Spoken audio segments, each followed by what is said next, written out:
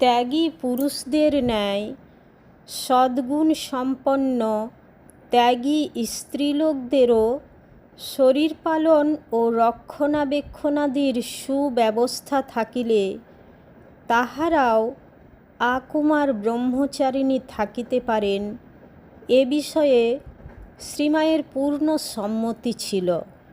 মহীশূরের শ্রীযুক্ত নারায়ণ আয়েঙ্গারের কন্যা ঐরূপ ব্রত গ্রহণ করিতে চাহিলে শ্রীমা স্বামী শারদানন্দজির দ্বারা আয়েঙ্গার মহাশয়কে ওই মর্মে একখানি পত্র লিখাইয়াছিলেন।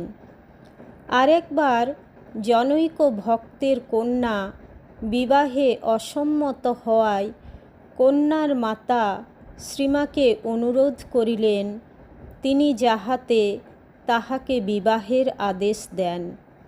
শ্রীমা তদুত্তরে বলিলেন, সারা জীবন পরের দাসত্ব করা, পরের মন জোগানো, এ কি কম কষ্টের কথা?